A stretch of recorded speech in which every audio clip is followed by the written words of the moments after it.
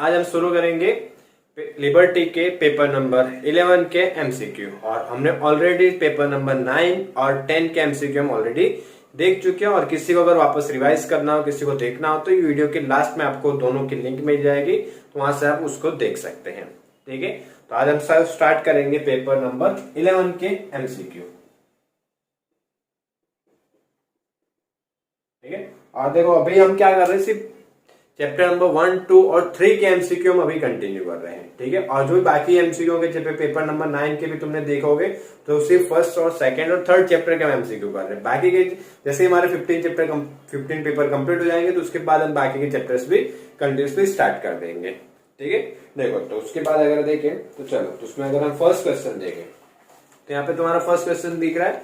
और क्या बोल रहे हैं, एक विस्तार में स्थिर અને समान विद्युत क्षेत्र અને चुंबकीय क्षेत्र। इसके एक एरिया होगा, क्षेत्रफल है, कोई विस्तार है, उसके अंदर क्या है, एक समान चुंबकीय क्षेत्र और विद्युत क्षेत्र, और दोनों एक दूसरे के कैसे समांतर, बने क्षेत्रों एक दोनों समांतर છે।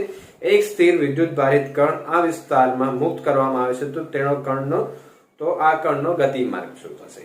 इसकी क्या करना, उसका गति मार्ग कैसा होगा, वो किस तरह से गति करेगा। अगर एक समांतर हमने क्या रखे, एक समान और समांतर क्या रखा हुआ है, विद्युत क्षेत्र और चुंबकीय क्षेत्र। ठीक है, तो यहाँ पे अगर हम देखें तो पहला अतिवलय होगा नहीं, और अतिवलय और वर्तुल का आकार तो लगभग सेम जैसा है। अगर होंगे तो दोनों ऑप्शन होंगे तो उससे निकल सकता है। हेलिकल भी होगा नहीं। ठीक है, और यहाँ पे अगर हम देखेंगे तो हमारा ऑप्शन रहेगा डी। ठीक है, और दूसरा एक चीज और बताते हैं, अगर तुम्हें और स्पेसिफिकली और डिटेल में अगर क्वेश्चन पूछे तो ये भी बता सकते हो, विद्युत क्षेत्र और चुंबकीय क्षेत्र के लंबवत होगी उस कण की दिशा। कण का जो गति कर रहा होगा, कण कौन सी दिशा में गति करेगा, विद्युत क्षेत्र और चुंबकीय क्षेत्र की लंबवत दिशा में। कि विद्युत क्षेत्र अगर चुंबकीय क्षेत्र इस दिशा में लग रहा है तो कण इस दिशा में भी जा सकता है या अंदर की तरफ। इसकी उन दोनों के बीच में कोण कितना बनेगा, 90 डिग्री। ठीक है, तो इसके लिए तो कोई सॉल्यूशन की जरूरत नहीं, डायरेक्टली कर सकते हो। नेक्स्ट क्वेश्चन देखो, थोड़ा सा सॉल्व करना पड़ेगा, तो उसके लिए देख लेते हैं। क्या बोला है, बे बिंदुवत विद्युत भारो Q અને 4Q ने एक बीजाથી 30 सेंटीमीटर ना अंतरे मुकेल छे। इसकी दो आवेश है, एक Q और दूसरा 4Q, और 30 सेंटीमीटर उनके बीच का डिस्टेंस है। तो तेमने जोड़ती रेखा पर डैश रहेला बिंदु विद्युत क्षेत्र की तीव्रता 0 से। मिस क्या करना है, विद्युत क्षेत्र की दो आवेश दिए हैं और उनके बीच कोई जो रेखा होगी, उस रेखा के किसी बिंदु पे क्या हो सकता है, विद्युत क्षेत्र का मान 0 हो सकता है। तो किस बिंदु पे कितने आवेश से, कौन से आवेश से कितनी दूरी पे 0 होगा, वो हमें ज्ञात करना है। ठीक है, तो उसके लिए देखो पहले लिख लेते हैं, क्वेश्चन नंबर होगा हमारा 2। जैसे दो आवेश हम यहाँ मान लेते हैं, या विद्युत भार या बोल सकते हो चार्ज। क्या क्या हो जाएगा, एक Q और दूसरा हो गया यहाँ पे हमारा 4Q। और दोनों के बीच के टोटल डिस्टेंस की बात करें तो टोटल डिस्टेंस उन्होंने दिया हुआ है, दूरी दी हुई है कितनी, 30 सेंटीमीटर। ठीक है, अब देखो तो विद्युत क्षेत्र कहाँ हो सकता है। अब इसको जोड़ते रेखा में इसकी ये रेखा तुम्हारी होगी। ठीक है, इस जोड़ती रेखा, इन दोनों आवेश को अगर जोड़ती हुई रेखा के देखे, ठीक है, और ये चीज थोड़ा सा यहाँ पे देखो अलग कलर से बता देते हैं, ये हो जाएगा हमारा 30 सेंटीमीटर, इतना दिया है। अब इसमें तो क्या कर सकते हैं, हम 3 बिंदु ले सकते हैं। एक बिंदु जैसे हम मान लेते हैं कहीं यहाँ पे हो सकता है कि शायद दोनों के बीच में हो जाए, या शायद इस तरफ हो जाए। ठीक है, तो उसके लिए देखें तो दोनों अगर आवेशों की हम बात करें तो दोनों आवेश कैसे, धन आवेश है। ठीक है, धन आवेश तो उसके लिए विद्युत क्षेत्र की दिशा में पता है ऑलरेडी कि धन आवेश के लिए विद्युत क्षेत्र कैसा होती है, बाहर की तरफ, इसकी दूर की तरफ। ठीक है, तो इस बिंदु पे अगर हम देखें, ठीक है, इस बिंदु पे इस आवेश के लिए जो विद्युत क्षेत्र होगा वो इस दिशा में, और इस आवेश की वजह से भी जो यहाँ पे विद्युत क्षेत्र होगा इस दिशा में। तो दोनों का विद्युत क्षेत्र अगर एक ही दिशा में है तो दोनों के जीरो होने के कोई चांसेस होंगे नहीं। कोई भी चीज जीरो होना कब होगी, कि जब दोनों दिशा से समान लग रहा होगा, दिशा विपरीत होगी और मान समान होंगे, तो चीज का परिणामी क्या हो सकता है, जीरो हो सकता है। बट अब दो क्षेत्र मिल रहे होंगे दोनों समान दिशा में, तुम्हें दोनों को प्लस लेना पड़ेगा, और दोनों को प्लस लोगे तो उनका योग कभी भी जीरो संभव नहीं है। और उसी तरह अगर यहाँ पे देखें हम, इस बिंदु पे भी देखोगे तुम्हारा इसका विद्युत क्षेत्र होगा इवन पहले के कारण इधर, और दूसरे का भी बाहर की तरफ होगा इस तरफ। तो ये भी दोनों एक दिशा में होंगे, तो यहाँ पे भी जीरो होना संभव नहीं है। तो बीच वाले के लिए देख ले। अब देखो इस आवेश के कारण जो विद्युत क्षेत्र उत्पन्न हो रहा होगा तो यहाँ से इस तरफ जाएगा बाहर की तरफ, और इस आवेश के कारण जो विद्युत क्षेत्र उत्पन्न हो रहा होगा जा रहा होगा इस तरफ।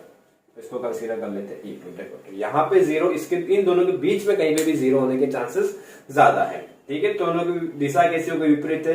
दिशा विपरीत और मान अगर समान हो गए तो क्या हो जाएगा, दोनों का विद्युत क्षेत्र परिणामी कैसा हो जाएगा, जीरो हो जाएगा। ठीक है, तो अब लेकिन हमें डिस्टेंस नहीं पता है, दूरी नहीं पता है, तो उसके लिए क्या मान लेते हैं कि 4Q से, ठीक है, 4Q से हम मान लेते हैं कितनी डिस्टेंस पे, x डिस्टेंस पे। टोटल 30 सेंटीमीटर, उसमें से x ही गया, तो बाकी तुम्हारा कितना आएगा, 30 - x। ठीक है, देखो तो यहाँ से पहले से 4Q आवेश से कितने डिस्टेंस पे हमने बिंदु ले लिया, एक्स डिस्टेंस पे देखो, एक्स हमें पता नहीं है, दूरी नहीं पता है, तुम कहीं भी ले सकते हो, ठीक है। और दूसरा क्या हो जाएगा, अगर ये एक्स है तो दूसरा कितना हो जाएगा हमारा 30 माइनस एक्स जितना, ठीक है। तो ठीक है, देखो तो इस दिशा को हम क्या मान लेते हैं प्लस, तो E1 को अगर हम प्लस मानेंगे तो E2 को क्या मानना पड़ेगा हमें माइनस। दोनों के लिए परिणाम क्या बोला उन्होंने, शून्य होना चाहिए। तो E1 माइनस E2, क्यों माइनस लिया, क्योंकि विपरीत दिशा है, देखो दिशा विपरीत है इसके लिए उसको माइनस लिया। और दोनों के लिए परिणाम क्या होना चाहिए 0। तो वहां पे हमारा सूत्र क्या होना चाहिए, E1 माइनस E2 इधर जाएगा तो क्या हो जाएगा प्लस।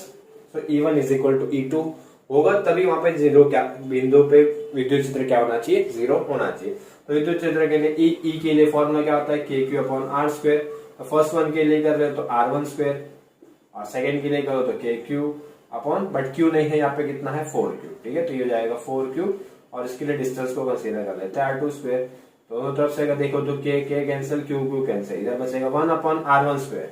R1 स्क्वायर मतलब Q से इस बिंदु की दूरी कितनी है 30 माइनस एक्स। तो ये जाएगा हमारा 30 माइनस एक्स इक्वल टू, ठीक है, इधर 4 डिवाइड में R2 में इसकी यहां से दूरी 4Q वाले से डिस्टेंस हमने दूरी कितनी ली x, तो ये हो जाएगा x स्क्वायर।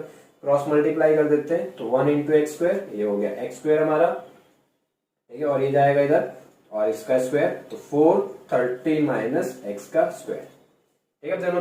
दोनों तरफ स्क्वायर है तो स्क्वायर को हम कैंसिल कर लेंगे। इस स्क्वायर को अगर तुम अपोजिट साइड लेके जाओगे तो क्या हो जाएगा अंडर रूट। तो x इज इक्वल टू 4 का अंडर रूट हमारा कितना हो जाएगा 2, और काउंस का स्क्वायर है तो स्क्वायर स्क्वायर कैंसिल हो जाएगा। तो यहाँ पे तुम्हारा बचेगा 30 माइनस एक्स, काउंस ओपन कर लेते हैं तो 2, मल्टीप्लाई कर लेते हैं 2 इंटू 30, ये हो जाएगा हमारा 60, और माइनस 2x इस साइड आएगा तो ये हमारा कितना हो जाएगा 3x equal to 60। So x is equal to क्या आ जाएगा 60 डिवाइड बाई 3, इसकी 20 सेंटीमीटर। और उसमें देखो ऐसे ही ऑप्शन दिए हैं, इसीलिए हमने 4Q वाले से 0 कंसीडर किया है, ठीक है। देखो ऑप्शन तुम्हारे ये 4Q विद्युत भार 20 सेंटीमीटर, ये 4Q हमारा कितना। और अगर Q से देखे, ठीक है, तो Q आवेश से ये देखो, अगर x तुम्हारा 20 है तो 30 माइनस एक्स से कितना हो जाएगा 10। बट ऐसा कोई ऑप्शन हमारे पास नहीं है, तो हमारा ऑप्शन होगा A, ठीक है। तो फटाफट इसका एक बार स्क्रीनशॉट ले लो या नोट डाउन कर लो वीडियो को पॉज करके।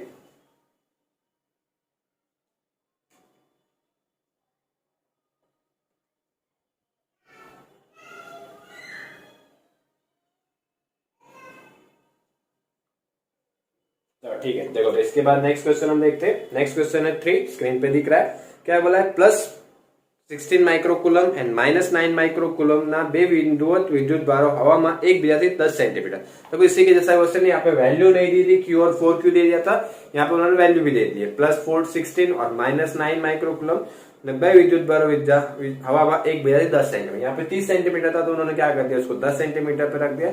और क्वेश्चन में उन्होंने देखो क्लियरली बोल दिया -9 माइक्रोकूलम ना विद्युत भार थी अंतरे आवेला, इसकी -9 माइक्रोकूलम से कितने डिस्टेंस पे कितनी दूरी पे बिंदु पे परिणामी विद्युत क्षेत्र शून्य होगा, ठीक है। तो वैसा ही क्वेश्चन है, ज्यादा फर्क नहीं, लेकिन थोड़ा सा एक फर्क पड़ेगा। देखो यहाँ पे दोनों चार्ज पॉजिटिव थे, वहां पे एक पॉजिटिव और एक नेगेटिव है, ठीक है। तो वो चीज थोड़ा से उससे फर्क पड़ेगा, देख लेते हैं उससे कैसे फर्क पड़ रहा है।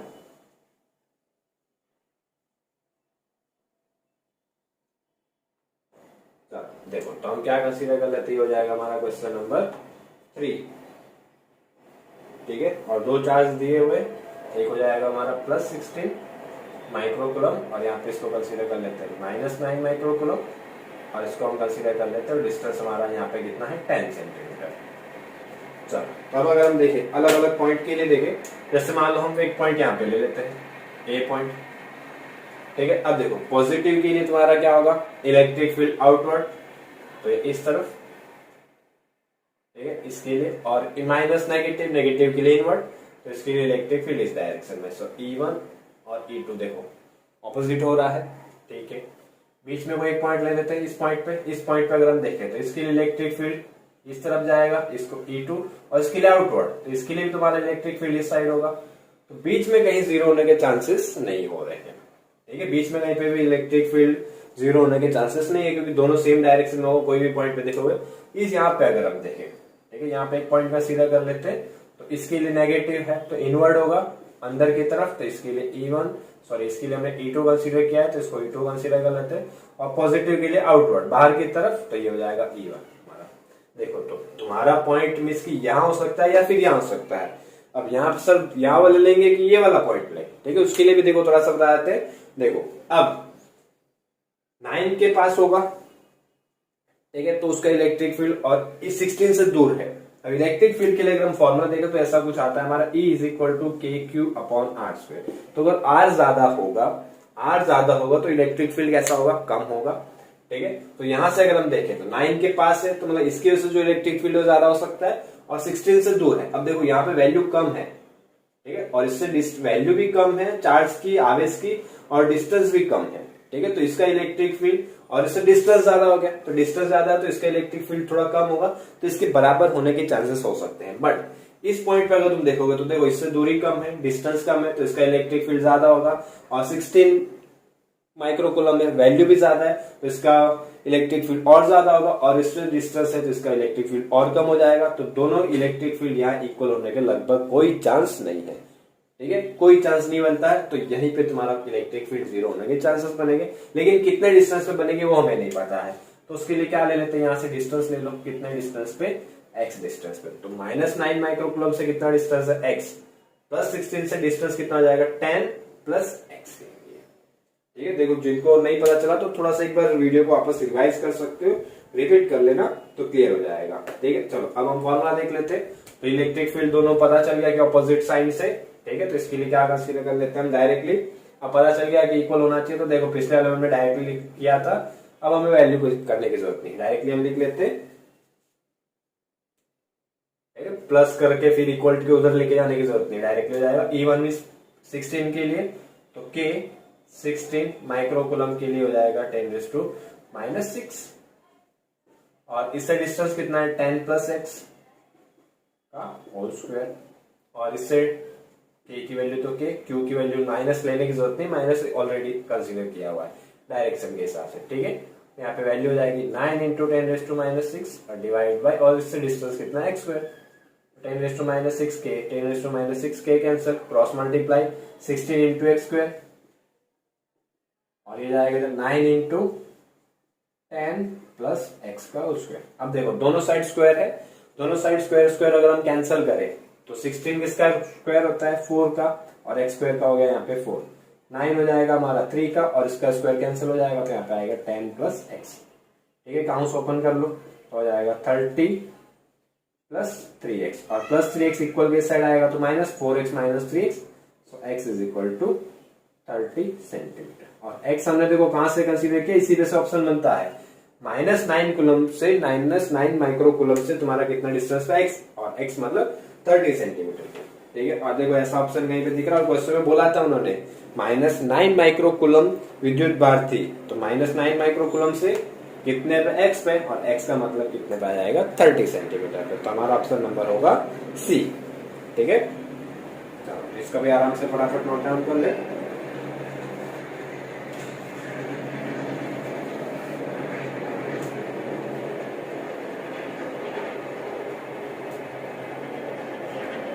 या फिर स्क्रीनशॉट ले ले,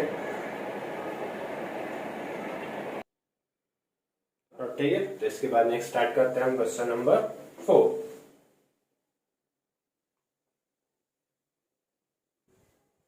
तो क्वेश्चन नंबर 4 में क्या बोला है, हवामां मुकेला બે વીજભારો એકબીજાને 10⁻⁴ જેટલા બળથી અપાકર્ષે છે। अपाकर्षण से मतलब दो विद्युत भार है, लेकिन दोनों कैसे होंगे, पॉजिटिव होंगे या फिर दोनों नेगेटिव होंगे, तभी क्या हो सकता है, दोनों के बीच में अपाकर्षण हो सकता है, या फिर आकर्षण होगा तो एक पॉजिटिव है नेगेटिव हो सकता है। फिर क्या बोला है कि इसकी बल की वैल्यू दी है, एफ की वैल्यू दी है। क्या बोला है, જ્યારે વીજ ભારોની વચ્ચે તેલ મૂકવામાં આવે ત્યારે બળ 2.5 × 10⁻⁵ ન્યૂટન જેટલું થઈ જાય છે। તો તેલનો डाइलेक्ट्रिक अचड़ांक शोधो।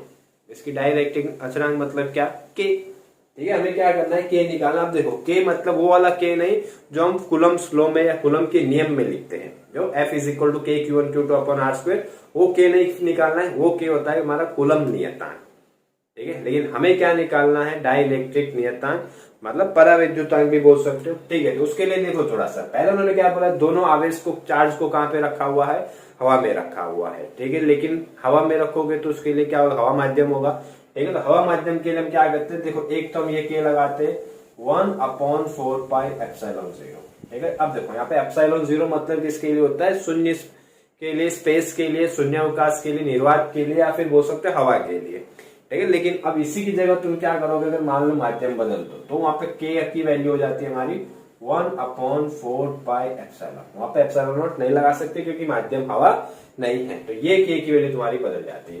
पर ये कूलम का नियतांक है, ठीक है। तो हमें के कौन सा निकालना वो थोड़ा सा बता देते हैं। उसके लिए एक फॉर्मूला होता है, ठीक है। उसके लिए एक फॉर्मूला होता है epsilon upon epsilon naught is equal to K, ठीक है। Epsilon upon epsilon naught is equal to K, और ये के कौन सा हमारा परावैद्युतांक बोल सकते हो, डाइलेक्ट्रिक कांस्टेंट बोल सकते हो, ठीक है। और ये हमारा क्वेश्चन नंबर 4।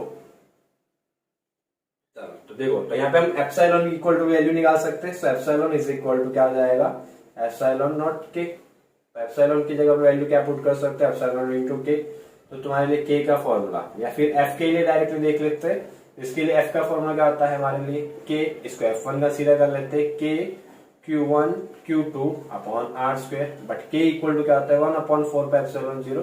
तो इसके लिए वैल्यू हो जाएगी Q1 Q2 upon 4 pi epsilon naught into R square, ठीक है। अब मीडियम बदल गया, माध्यम बदल गया, कि हवा की जगह तेल आ गया, तो तेल के लिए फॉर्मूला अगर हम लिखे तो F2 इज इक्वल टू, देखो यहाँ पे के नहीं लिखेंगे, यहाँ पे हम फॉर्मूला इस पे से लिखते हैं Q1 upon Q1 into Q2 upon 4 pi epsilon into R square, ठीक है। अब देखो यहाँ पे एप्सिलॉन नॉट यूज नहीं किया क्योंकि यहाँ पे ये किसके लिए कर रहे हैं, जब आवेशों को हमने तेल के अंदर रखा, इसके उनके बीच में अगर हम तेल रखते हैं, ठीक है, तब के लिए। तो देखो एप्सिलॉन के लिए हमारा यहाँ पे क्या आ जाएगा, एप्सिलॉन नॉट इंटू के, तो इसकी जगह वैल्यू पुट कर देते हैं। So F2 is equal to Q1 Q2 upon 4 pi, और एप्सिलॉन की जगह पे epsilon naught into K into R square, हमें ये के निकालना है, ठीक है। तो देखो दोनों में हम क्या कर सकते हैं, F1 दिया है, F2 दिया है, बाकी ना हमें डिस्टेंस दिया है ना हमें चार्ज दिया है, तो क्या कर सकते हैं, उसको हम वैल्यू पुट केस करके सॉल्व नहीं कर सकते। तो यहाँ पे एक काम कर सकते हैं, दोनों का हम अनुपात ले लो, गुणोत्तर ले लो, क्या आ जाएगा F1 अपॉन F2। तो फर्स्ट F1 की value Q1 Q2 divide by 4 pi epsilon naught into R square, और डिवाइड किससे, इससे करोगे Q1 Q2 divide by 4 pi epsilon naught into K into R square. देखो तो यहाँ से Q1 Q2 cancel, 4 pi epsilon naught 4 pi epsilon naught cancel, R square cancel. तो यहाँ पे देखो ऊपर तुम्हारा कुछ नहीं बचा मिस 1, और डिवाइड में क्या बचा 1 अपॉन के, और ये के कहाँ जाएगा तुम्हारा ऊपर। तो अब डायरेक्टली तुम्हारे लिए फॉर्मूला आ गया F1 upon F2 equal to K, ठीक है। और इसको देखो एक बार वापस रिपीट कर लेना, थोड़ा सा है और थोड़ा अलग क्वेश्चन है देखने के लिए, ठीक है। अभी तक ऐसा कोई क्वेश्चन नहीं आया है, तो आने के चांसेस हो सकते हैं, ठीक है। चलो देखो, तो F1 हमें गिवन है, F2 दिया हुआ है, F1 दिया है, दोनों की वैल्यू पुट कर देते, यहीं पे कर दो। F1 की जगह पे तुम्हारी वैल्यू हो जाएगी यहाँ पे हमारी कितनी है 10⁻⁴, अब कुछ नहीं है मतलब 1 इंटू 10⁻⁴, और यहाँ पे कितना होगा तुम्हारा 2.5 इंटू 10⁻⁵। तो 1 डिवाइड बाई हमें क्या करना है 2.5, और तो यहाँ पे हमारा 1 डिवाइड बाई 2.5 करोगे तो आंसर आएगा 0.4, और ये -5 अगर ऊपर जाएगा तो ये हो जाएगा -4 प्लस 5। तो यहाँ पे तुम्हारी वैल्यू क्या आ जाएगी 0.4 इंटू 10, और 0.4 इंटू 10 हमारा कितना आ जाएगा 4। इस के की वैल्यू कितनी आएगी यहाँ पे 4, ठीक है। और ये अभी भी बता रहा हूं, मैं वापस रिपीट कर देता हूं, के की वैल्यू यहाँ पे हमारा कूलम नियतांक नहीं है, वो के ये होता है, ये हमारा के वाला। अब देखो इसके लिए ऐसा होता है, इसको स्मॉल बना लो और इसको कैपिटल के कर दो, तो थोड़ा और इजी हो जाएगा, ठीक है। और ये है हमारा ऑप्शन नंबर बी, के इज इक्वल टू 4। इसको भी आराम से नोट डाउन कर ले, या फिर स्क्रीनशॉट ले ले, वो बेटर है, आराम से फिर नोट डाउन कर लेना।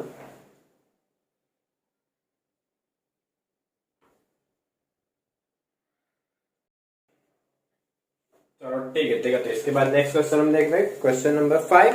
क्या बोला, एक समांतर प्लेट कैपेसिटर ने विद्युत बारित કરીને अलग करे छे। मींस क्या करना है, विद्युत बारित करने। विद्युत बारित करने का मतलब क्या किया, उसको बैटरी के साथ कनेक्ट किया हुआ है। बैटरी के साथ कनेक्ट करोगे तो बैटरी से धीरे धीरे उसमें क्या जाएंगे, चार्ज जाएंगे, तो उसके ऊपर धीरे धीरे क्या होता जाएगा, विद्युत भार बढ़ जाएगा, या फिर उसके ऊपर आवेश बढ़ते जाएंगे, ठीक है। और आवेश बढ़ जाएंगे, चार्ज होने के बाद उसको क्या करना है, बैटरी से अलग कर देना है।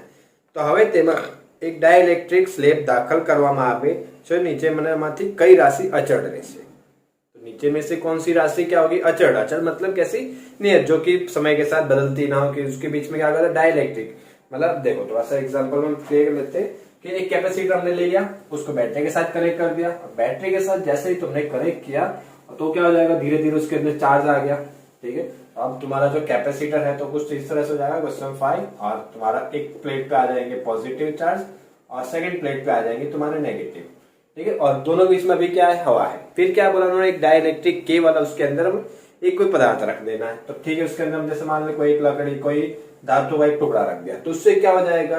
क्या चीज बदल सकती है? और उन्होंने ये नहीं पूछा क्या बदल सकता है, उन्होंने क्या बोला यहाँ पे? कौन सी चीज अचर रहेगी, मीन्स की कहीं कौन सी चीज नियत रहेगी जिसका मान नहीं बदलता, तो उसके लिए अगर देखें, जैसे मान लो अब आवेश है कि इसके ऊपर जैसे मान लो अगर 3 कूलम आ गया, अब तुम यहाँ पे कुछ भी रखो उससे प्लेट को कोई फर्क थोड़ी ना पड़ेगा। ठीक है, तो मतलब Q की वैल्यू यहाँ पे नहीं बदलेगी।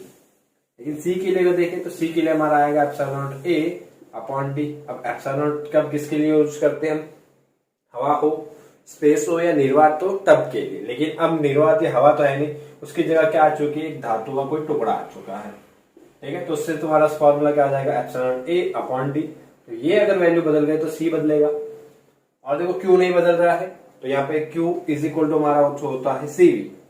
तो मतलब C बदल रहा है और Q में कैसा रखना है? कांस्टेंट रखना है। ठीक है, तो Q को अगर कांस्टेंट रखना है, C की वैल्यू अगर बढ़ रही है, इंक्रीज हो रही है, डिक्रीज हो रही है, तो उसी के हिसाब से हमें V को भी क्या करना पड़ेगा? अगर C इंक्रीज हो रहा होगा, बढ़ रहा होगा, तो V को क्या करना पड़ेगा? कम करना पड़ेगा, तभी Q हमारा क्या होगा? कांस्टेंट होगा। मतलब C बदलेगा तो V भी बदलेगा, तो C और V बदल रहा है तो ये तो होंगे नहीं, तो हमारा Q कैसा रहेगा? अचर रहेगा। ये चीज याद रखना है। ठीक है, तो क्या हो जाएगा? ऑप्शन ए, विद्युत बार अचर रेसे। ठीक है, इतना सही, ज्यादा कुछ नहीं। और इसको तुम शॉर्ट में याद भी रख सकते हो, विद्युत बार अचर रहेगा, कोई भी फर्क नहीं पड़ेगा। ठीक है, और इसी के बाद चलो नेक्स्ट क्वेश्चन देख लेते हैं। क्वेश्चन नंबर 6 क्या बोला? Q कूलम और 9Q कूलम વિદ્યુત ભારો વચ્ચેનું અંતર 4 મીટર છે। તેમને જોડતી રેખા પરના જે બિંદુએ વિદ્યુત ક્ષેત્રની તીવ્રતા શૂન્ય હોય છે તે બિંદુએ વિદ્યુત સ્થિતિમાન કેટલું હશે? मींस की दो आवे से Q और 9Q वैल्यू नहीं दे, क्योंकि Q बोल दिया और दूसरे को 9Q बोल दिया है, और दोनों के बीच का डिस्टेंस कितना है? 4 मीटर। तो दोनों के बीच में कोई एक बिंदु पे विद्युत क्षेत्र क्या होगा? शून्य होगा। तो हमें ये चीज नहीं बतानी कि किस बिंदु पे। उन्होंने ये पूछा कि तो उस बिंदु पे विद्युत विभव का मान क्या होगा, या विद्युत स्थिति मान का वैल्यू क्या होगी। ठीक है, तो देखिए हमने पहले क्वेश्चन में जब देखा था, ठीक है, तो पहला क्वेश्चन सॉरी सेकंड क्वेश्चन में भी हमारा कुछ ऐसा ही था, Q और 4Q। ठीक है, तो उसके लिए जब हमने देखा था तो बिंदु हमें कहां पे मिल रहा था? तो दोनों के बीच में कहीं पे मिल रहा था। तो इसके लिए हम पहले बिंदु निकाल लेते हैं। दो हो जाएंगे, यहाँ से डिस्टेंस हो जाएगा 4 मीटर। एक को हम मान लेते हैं Q और दूसरे को हम मान लेते हैं 9Q। ठीक है, और चलो दूरी ले लेते हैं हम डिस्टेंस के लिए। टोटल डिस्टेंस 4 मीटर है, और क्या कर लेते हैं? जैसे कि मान लेते हैं इससे यहाँ पे कोई x डिस्टेंस पे है, तो यहाँ से कितना हो जाएगा? 4 माइनस एक्स। ये x है, टोटल हमारा कितना था? 4 मीटर था। ठीक है, टोटल हमारा कितना है? 4 मीटर, उसमें से x है तो 4, ये कितना हो जाएगा हमारा? 4 माइनस एक्स। और इसके लिए क्या बोला है उन्होंने? विद्युत क्षेत्र शून्य होता है। शून्य मतलब दोनों के लिए विद्युत क्षेत्र कैसा होगा? इक्वल होगा। ठीक है, दोनों के लिए विद्युत क्षेत्र कैसा होगा? इक्वल होगा। दिशा विपरीत होगी तो इसके वाले को विद्युत क्षेत्र को E1 बोल दे, इसके लिए जो विद्युत क्षेत्र उसको E2 बोल दे। तो इसके लिए फॉर्मूला हो जाएगा KQ अपॉन एक्स स्क्वायर। इसके लिए फॉर्मूला हो जाएगा K 9Q upon 4 minus x का होल स्क्वायर। यहाँ से KQ कैंसल, तो इधर बचेगा 1 अपॉन एक्स स्क्वायर। देखो अब थोड़ा स्पीड में करो क्योंकि ऐसे क्वेश्चन हम ऑलरेडी 2 कर चुके हैं। ठीक है, तो इधर बचेगा 9 अपॉन 4 माइनस एक्स का होल स्क्वायर, क्रॉस मल्टीप्लाई। ठीक है, क्रॉस मल्टीप्लाई करेंगे तो आ जाएगा 4 माइनस एक्स का स्क्वायर, इधर आ जाएगा हमारा 9x स्क्वायर। दोनों तरफ से अगर हम देखें तो स्क्वायर स्क्वायर कैंसिल हो जाएगा, तो 9 किसका स्क्वायर होता है? 3 का। यहाँ पे हमारा फॉर्मूला आ जाएगा 4 minus X is equal to 3x, minus 3x इधर जाएगा तो क्या हो जाएगा? 4x इज इक्वल टू 4 जाएगा डिवाइड में, तो यहाँ से हमारी वैल्यू आ जाएगी x is equal to 1 metre. Means Q से 1 मीटर पे और 9Q से 3 मीटर के बिंदु पे, इस बिंदु पे हमारा विद्युत क्षेत्र क्या होगा? 0 होगा। अब देखो यहाँ से चीज समझनी है, हमें विद्युत क्षेत्र यार पॉइंट नहीं निकालना था, हमें तो विभव निकालना था। तो अब विभव के लिए क्या होता है? V के लिए अगर हम देखें तो V के लिए 2 विभव होंगे, 2 विद्युत स्थितिमान होंगे, एक Q की वजह से और एक होगा 9Q की वजह से। ठीक है, ये हमारा क्वेश्चन नंबर 6। देखो तो V के लिए अगर हम फॉर्मूला देखें तो 2 आएगा, फर्स्ट वाले को V1 V2, और V के लिए हमारा फॉर्मूला होगा KQ अपॉन R1, और इसके लिए फॉर्मूला होगा K 9Q अपॉन R2। हमें R1 और R2 नहीं बताते, क्यों? हम लिख देंगे Q और 9 की, बट कितने बिंदु के लिए, कौन से बिंदु के लिए तुम विभव निकालोगे, विद्युत स्थितिमान निकालो, तो मेरे पास R1 और R2 नहीं था। अब यहाँ से देख सकते हो, तो Q के लिए कितना होगा 1 मीटर और इसके लिए कितना होगा 3 मीटर। सो R1 की वैल्यू यहाँ से हो जाएगी हमारी 1 मीटर और R2 की वैल्यू हो जाएगी यहाँ पे हमारी 3 मीटर। बस इसी के लिए हमें करना था। तो वैल्यू पुट कर दो, Q क्या हो जाएगा यहाँ पे, दोनों में से K Q कॉमन निकाल लो, तो यहाँ पे क्या बचेगा 1/R1 plus 9/R2। V is equal to KQ। R1 की वैल्यू 1, तो 1/1 1 और 9/R2, R2 कितना हमारा 3, तो 9/3 और 3 से जाएगा 3 + 1 4, तो हमारा आंसर आएगा 4KQ। ठीक है, देखो यहाँ पे K तुम्हारा कूलम की आता है, ये नहीं कि किलो Q, ठीक है, किलो वाला Q नहीं है। और ऐसा ऑप्शन हमारा आ रहा है D। ठीक है, देखो इतना है, सिंपल सा है, ज्यादा कुछ नहीं। यहाँ तक तुम पहले भी अभी ऑलरेडी इसी पेपर के अंदर हम इस तरह से 3 क्वेश्चन कर चुके हैं। तो ये क्वेश्चन, इस टाइप का एक क्वेश्चन आने के चांसेस पूरे के पूरे हैं तुम्हारे। ठीक है, तो इसको एक बार फटाफट नोट डाउन कर ले, स्क्रीनशॉट ले इसका।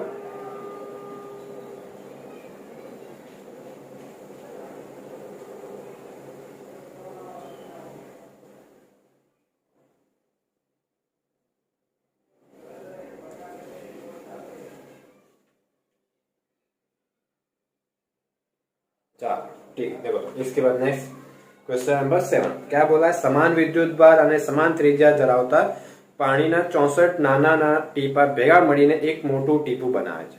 मीन्स पानी की छोटी छोटी छोटी बूंदे, 64 बूंदे एक समान आवेश और एक समान सभी चीजें और मिलके क्या कर रही है, 64 बूंदे एक बड़ी सी बूंद बनाएंगे। तो मोटा टीपा ने नाना टीपा नो कैपेसिटेंस नो गुणोत्तर, उनकी वजह से जो कैपेसिटेंस उत्पन्न हो रहा होगा उसका क्या करना है, गुणोत्तर निकालने के लिए बोल रहे हैं। ठीक है, तो कैपेसिटेंस का हमें क्या करना है, गुणोत्तर निकालना है। तो कैपेसिटेंस के लिए अगर हम गुणोत्तर की बात करें, ठीक है, देखो ठीक है, तो इसको रफ कर देते हैं।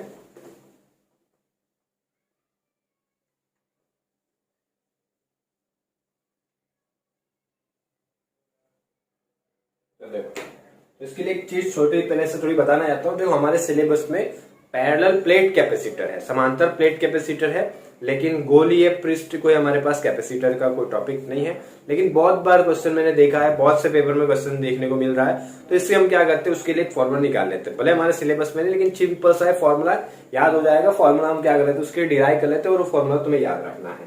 ठीक है, क्वेश्चन नंबर हो जाएगा हमारा 7, लेकिन इसके लिए एक टॉपिक अलग से तुम डाल सकते हो, गोलीय कैपेसिटेंस। ठीक है, गोलीय कैपेसिटेंस के लिए हमें फॉर्मूला निकालना है। अब गोलीय मतलब क्या होगा, इस तरह से गोला होगा, उसके लिए त्रिज्या होगी कुछ r। ठीक है, अब इसके लिए इसके ऊपर मान लेते हैं कि हमने क्या रखे, आवेश रखा है, विद्युत भार रखा है कितना, Q विद्युत भार या Q आवेश मान लेते हैं। ठीक है, पूरे के ऊपर रखा है Q। ठीक है, तो इसके लिए अगर हम विभव निकालना, तो इसके लिए विभव का हमारा फॉर्मूला क्या होगा, V is equal to KQ/R। लेकिन हमें किसके लिए चाहिए, कैपेसिटेंस के लिए फॉर्मूला चाहिए। तो C इज इक्वल टू हमारा क्या होता है, sorry Q is equal C के लिए हमारा फॉर्मूला क्या होगा, Q/V। Q is equal to CV, but हमें C चाहिए था, इसलिए डायरेक्टली हमने C के लिए लिख दिया। C इज इक्वल टू क्या हो जाएगा, Q/V। तो यहां से अगर हम फॉर्मूला देखें तो Q का Q, V की जगह पे वैल्यू क्या पुट कर सकते हो, KQ/R। R जाएगा ऊपर, Q कैंसिल, इधर हमारा फॉर्मूला आएगा R/K। ठीक है, अब K की जगह पे भी अगर हम थोड़ा सा चेंज करें, K की जगह पे क्या होता है, हमारी वैल्यू होती है 1/4πε0। तो ε0, ये 4πε0 भी कहाँ जाएगा ऊपर, तो कैपेसिटेंस के लिए हमारा फॉर्मूला आएगा 4πε0 इंटू R। और ये फॉर्मूला याद रख लेना। जैसे पैरेलल प्लेट कैपेसिटर है, समांतर प्लेट कैपेसिटर के लिए फॉर्मूला क्या होता है, ε0A/d। ठीक है, दोनों प्लेट का क्षेत्रफल और डिवाइड में दूरी। ठीक है, ऐसा फॉर्मूला था हमारा, ε0A/d। ये किसके लिए होगा, समांतर प्लेट कैपेसिटर के लिए। और ये किसके लिए होगा, गोलीय बोल सकते हो, स्फीयर बोल सकते हो। ठीक है, उस पृष्ठ के लिए, उसके लिए कैपेसिटेंस के लिए फॉर्मूला हमारा। ठीक है, तो देखो अब इसी फॉर्मूले का हमें यूज करके नेक्स्ट क्वेश्चन करना है। तो पहले इसको आप नोट डाउन कर ले, सिंपल सा छोटा सा टॉपिक है, लेकिन बहुत बार क्वेश्चन आते हैं, इसके लिए मैंने करवाना इंपॉर्टेंट समझा।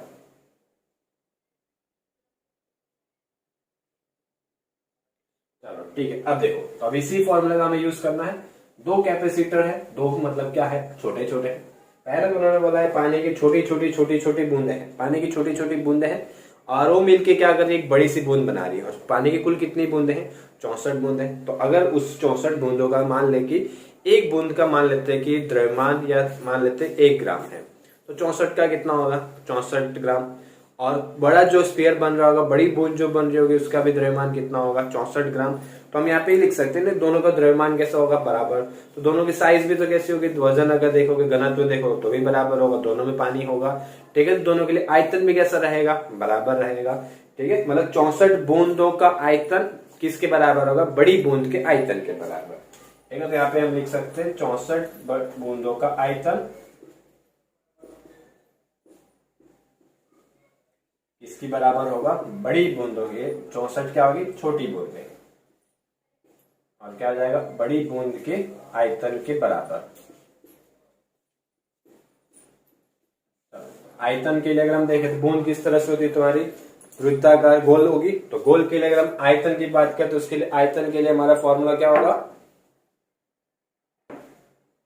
ठीक है। देखो, तो आयतन के लिए छोटी बूंद की त्रिज्या जो होती है, छोटी बूंद की त्रिज्या को हम स्मॉल आर से दर्शा देते, बड़ी बूंद की त्रिज्या को हम क्या करते हैं, कैपिटल आर से दर्शाते थे। तो इसके लिए फॉर्मूला क्या होगा, 64 इंटू 4/3 पाई आर क्यूब।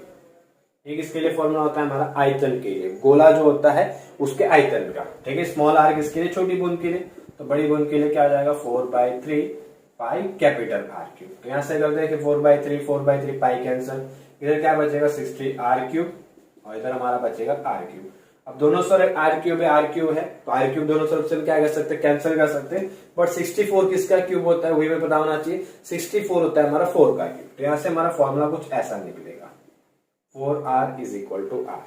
मतलब छोटे इस बूंद की 4 गुनी अगर तुम त्रिज्या करते हो तो किसके बराबर होता है, बड़ी बूंद के। तो यहां से हम कैपेसिटेंस निकाल सकते हैं कि छोटी बूंद के लिए अगर हम कैपेसिटेंस देखें तो उसके लिए फॉर्मूला होगा हमारा ये 4 pi epsilon naught into small R. और बड़ी बूंद के लिए हम सी डेस कंसीडर कर लेते हैं, उसके लिए कैपेसिटेंस अगर हम देखेंगे तो 4 pi epsilon naught into R, capital R. ठीक है, अब देखो क्वेश्चन देख लेते हैं। क्वेश्चन वो किसके अनुपात की बात कर रहे हैं, क्वेश्चन मोटा टीपा અને નાના ટીપાના कैपेसिटेंस को, इस बड़ी बूंद का कैपेसिटेंस अपॉन छोटी बूंद का कैपेसिटेंस निकालना है। इस सी डेस अपॉन सी करना है। तो हमारा फॉर्मूला आ जाएगा 4 pi epsilon naught into R divide by 4 pi epsilon naught into R. ये तो कट गया। अब capital R, but capital R की जगह पर क्या पुट कर सकते हो, 4r। यहां से हम देखेंगे तो आर कैंसिल हो जाएगा, तो बचेगा क्या, 4/1। अब कुछ नहीं है, मतलब 1। और गुणोत्तर के लिए तुम्हें हमेशा आंसर इसी तरह से दिया होगा। इसको हम क्या लिख सकते हैं, सी डेस जेम सी इज इक्वल टू 4 जेम 1। ठीक है, और आराम से नोट डाउन कर ले इसको भी।